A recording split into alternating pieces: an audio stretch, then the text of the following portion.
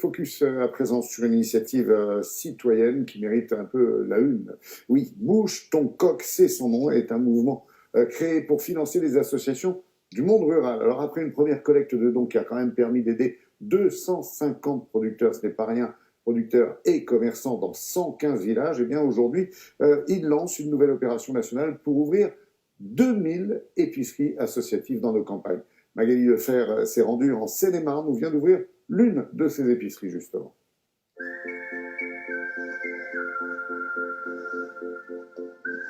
Ah, bonjour Laura. Bonjour. Ça va bien?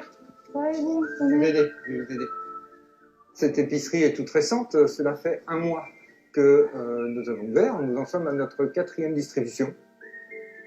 La mairie de Curcy-Flatel a bien voulu mettre à notre disposition gratuitement ce local. Et puis, pour ce qui est de l'achat du matériel nécessaire, c'est grâce effectivement à l'argent versé par Bouge ton coq.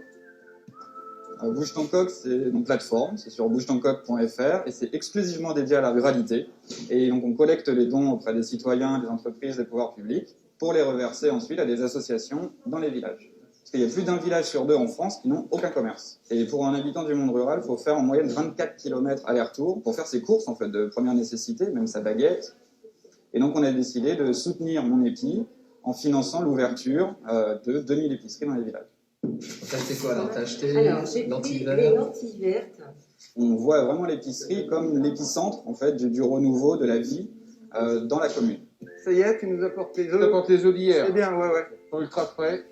L'intérêt aussi de cette épicerie, qui peut ressembler un petit peu à une vente à la ferme groupée, les habitants du secteur, plutôt que de parcourir les fermes l'une après l'autre, peuvent trouver tous les produits ici. Les produits sont vendus très exactement au prix proposé par les producteurs. On ne fait pas de marge, nous sommes tous des bénévoles. On est dans un schéma gagnant-gagnant, c'est un service de proximité. Et d'un autre côté, moi je suis productrice à moins de 10 km, donc en fait ça fait travailler les producteurs locaux, quoi. J'avais un panier de légumes et une soupe à venir. À quel nom, Alors c'était au nom de Javi. Quand on habite en zone rurale, il n'est pas évident de se déplacer du tout. Et du coup, l'ouverture de cette épicerie, ça nous a vraiment permis de pouvoir faire au plus simple et de s'approvisionner au plus près. Ça a aussi permis de redynamiser un petit peu le village, parce que les activités avaient disparu. Et donc, ça a recréé une vie localement. Et puis, ça a apporté aussi du dynamisme aux communes alentours.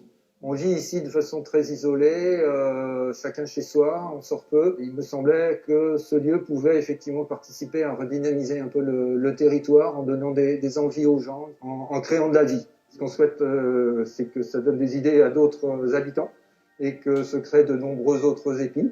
Et on leur conseillera bien évidemment de s'adresser aussitôt à Bouge ton coq pour avoir ce petit coup de pouce qui permet de démarrer. Bon bah écoutez, merci beaucoup, puis à la semaine prochaine. Au revoir.